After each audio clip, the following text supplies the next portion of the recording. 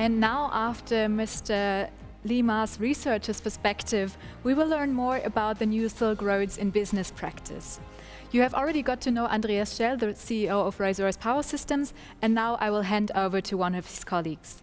Since 2018, the business engineer Tobias Ostermaier is responsible for the company's growth in China. In August, they created a new joint venture called MTU Cooltech Power Systems, which produces emergency power systems for hospitals, for airports, telecommunication, and the fast-growing market of data centers. And on this occasion, Mr. Ostermaier said that the Chinese market has enormous potential for this power systems branch in a challenging global environment.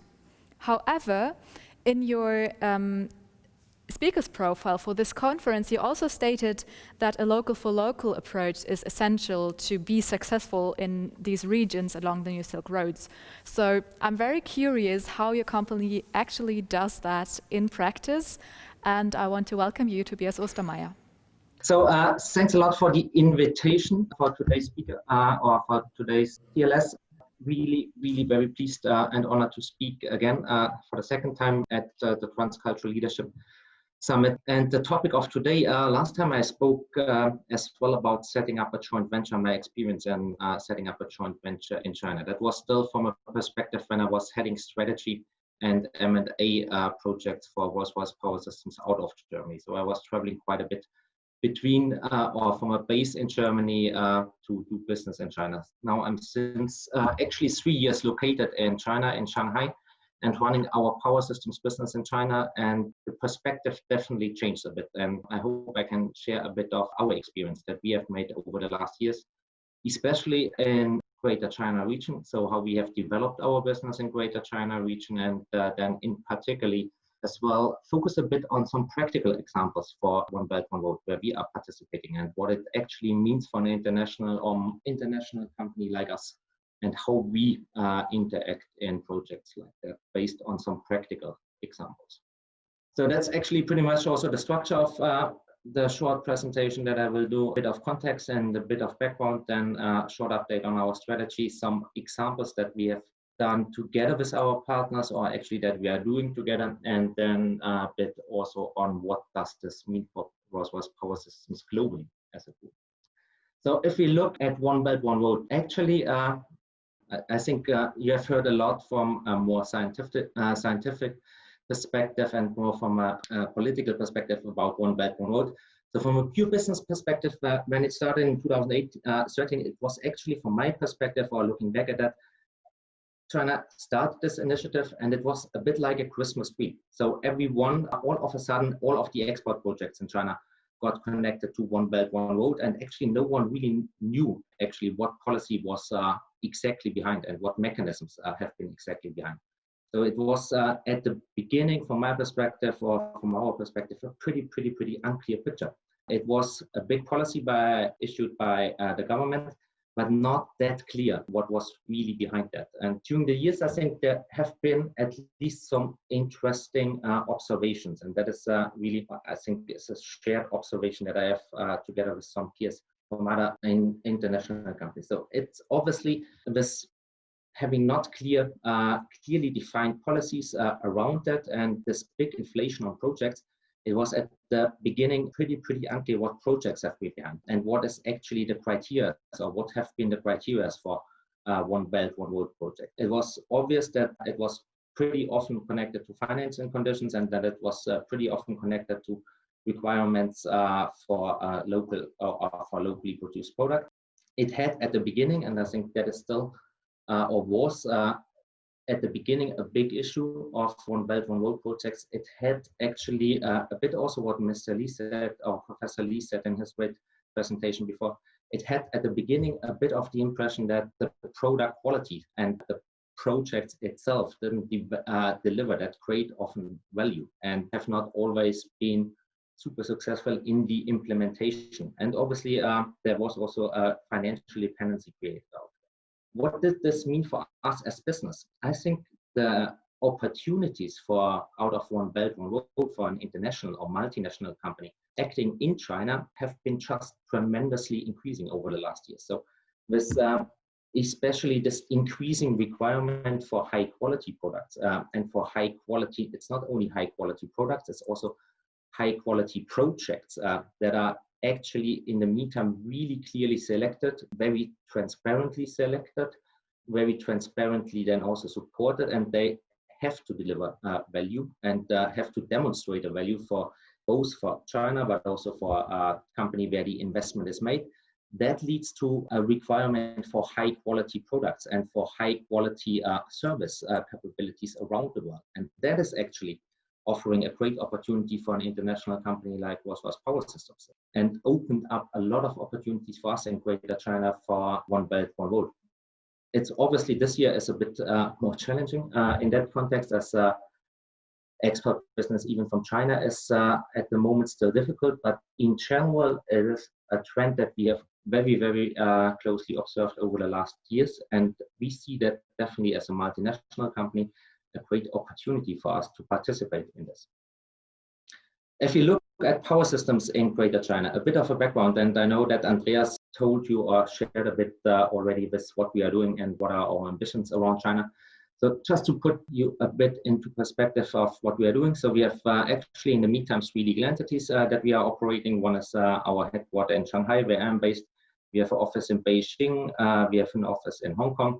We have factories in Suzhou. We have a factory, a joint venture factory in Yulin. We have another joint venture just set up in Shanghai together with one of our partners, and a joint venture in the north together with Norinco Group, where we are doing diesel systems for nuclear power plants.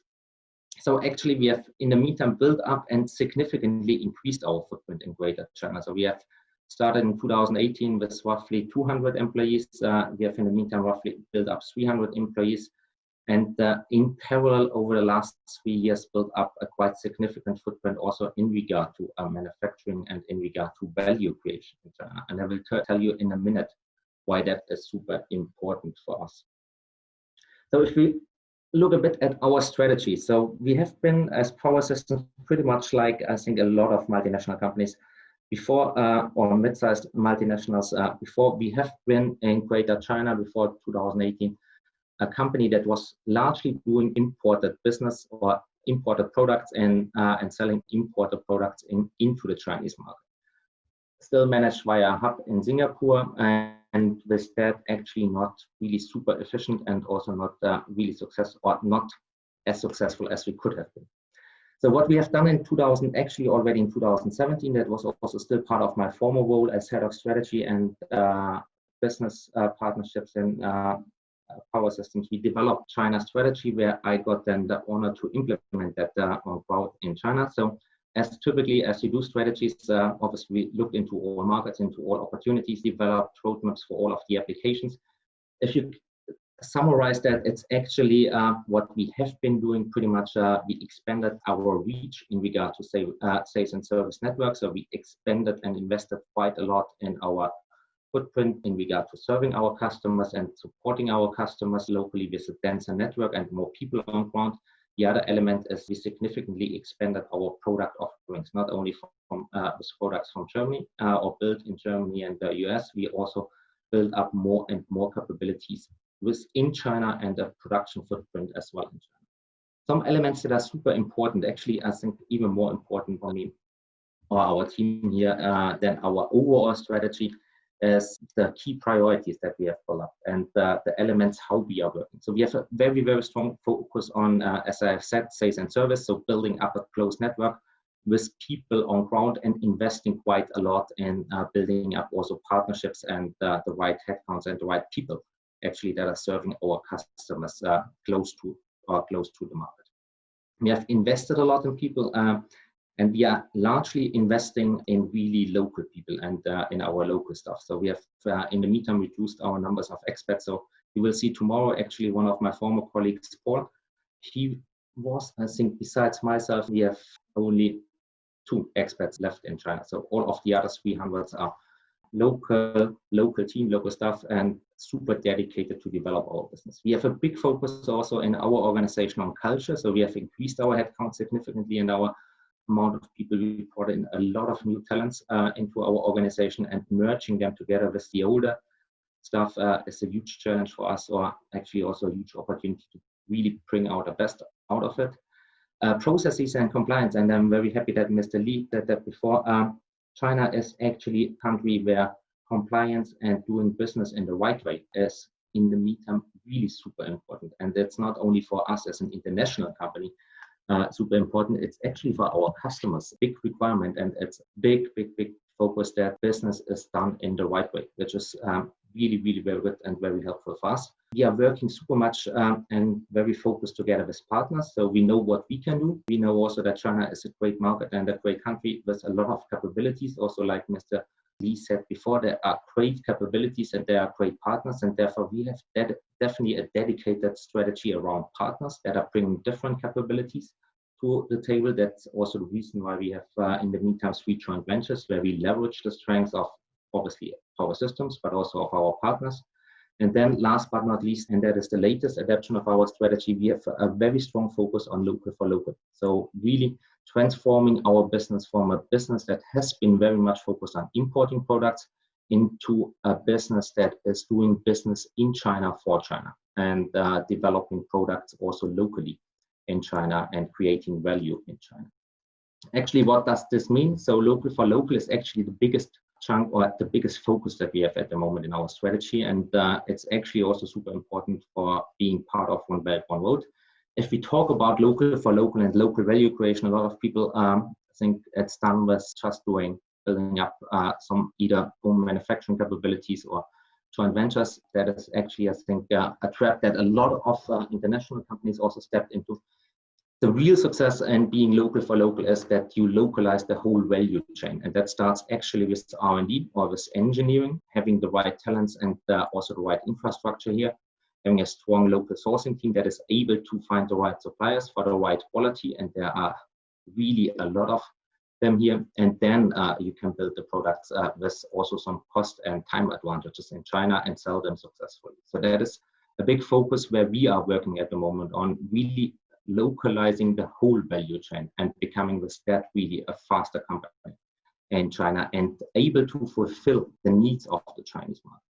And why it's important, a couple of projects and a couple of examples that are demonstrating that. And all of them are actually related to One Belt, One Road, because that is showing you why the strategy and why this local for local approach for us is so important. So what you see here is actually a part of the biggest gas-fired engine power station on the world in the meantime. The overall power station has in the meantime roughly 1 gigawatt built up in Myanmar, built in within less than 1 year. It's a cooperation between one of our longest lasting partners, V-Power in China, and the TLS group. So they have won a tender by end of last year for 1 gigawatt gas-fired power station in Myanmar. Cooperation between a Chinese state-owned company like CNTIC and a private company like V-Power. They set up a joint venture, and together they have built up this biggest power station on Earth for gas systems within less than 1 year, and build up also the complete infrastructure around that to fire that power station. We, together with V-Power and CNTIC, have been able to do that within less than 1 year. Typically, a project like that takes roughly 3 or 4 years in Europe to get that up and running and to get this up and fired. So that's actually showing you how demanding also projects along One Belt, One Road are, and how much focus our customers have on speed and on getting things done and implemented. And that is definitely something that we only can fulfill with an organization that is close by our customer. Another example, a bit smaller but also important, is one of our OEMs did a smaller power station this year in Nigeria. So still in the middle of or midst of the COVID pandemic, we had to send together with our partner some of our service engineers and commissioning engineers to Nigeria, supplying or building up a power station there in a by far smaller scale, but also super important to understand that we have to be able also to do commissioning and servicing our power stations together with our partners in countries that are typically served via other route to markets in power systems. So we have to do that in the meantime, or support our partners also out of China, for in that case Nigeria. Another interesting example is a mining application. One of the biggest mining players in China is NHL, an application where our engines are fitting in very well. Also pretty much related to the example that Professor Lee said before, so that these trucks are operated in a coal mine in Australia. It's a coal mine that is owned by a Chinese company, by Yancoal. This company is obviously also more and more asking for Chinese equipment. We are able to supply the engines for that equipment. We have a global partner, or we have a service partner in Australia that is doing service, and with that we are really showing and demonstrating a value to our partner here in China with delivering them reliable equipment in China, and in parallel having a service partner in Australia that is able to keep this truck running over the next 10 to 15 years.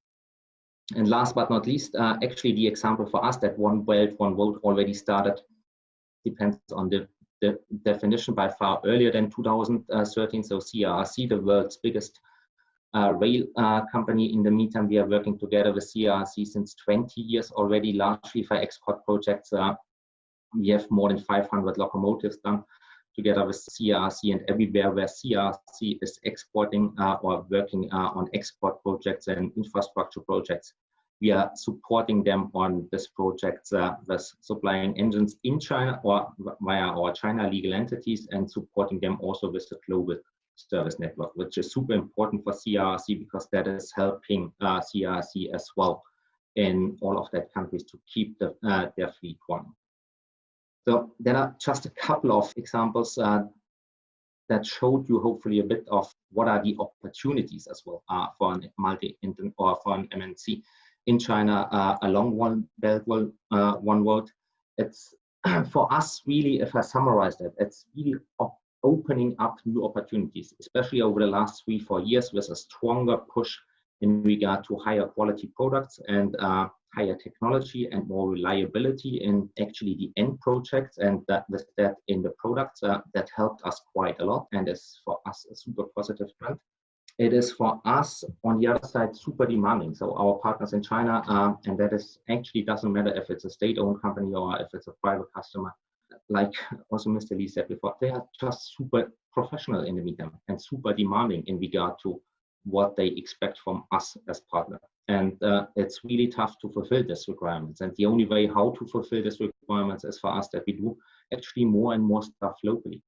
For us, it's a big effort to integrate all of that in our global supply chain or into our global setup, because obviously we are shipping, or our partners actually are exporting a lot of business and a lot of equipment around the globe in the meantime. And we are affecting with that also different route to markets that we had before, and we have to coordinate all of our global service partners. And actually, last but not least, with high quality products, that also needs a global service network that is able to keep this products running. That is, as said, for us, it's on the one hand side a big challenge to organize that, but on the other side also a big USP for our multinational, as we have a global service network that is able to support our Chinese partners around the world.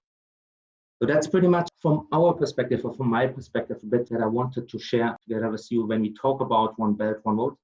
That's, from our perspective, obviously at the moment still a huge opportunity that we see. It is super challenging to fulfill these requirements because our customers in China are just super demanding. But on the other side, if we are able to fulfill these requirements, then actually exactly the element of building up trust as a local or as a multinational company happens. And that is making us really successful at the moment, and is helping us to grow our business significantly. With that, I hope I stayed in time, and we have still a bit of time for questions. Yes, we do. And thank you so much, Mr. Ostermaier, for this first insight. And we will now have the audience ask some questions. Actually, I would like to ask you the first one, because you've talked a lot about this local for local approach and why you apply it. But I still wonder, when you install, I mean, you seem to have installed transcultural teams at first. And I was wondering, what challenges have you come across when doing that? It's actually threefold. So in the first instance, typically you have a big challenge if you ask for local products or local components. If you ask a supplier in China typically everyone obviously is confirming that they can do things, and they are quoting for very, very low prices, which are very often at the just unrealistic prices. And if you go down that route, if you're not carefully evaluating that together with your partner, you just get unrealistically low prices that partners cannot fulfill, and you don't develop sustainable partnerships with them.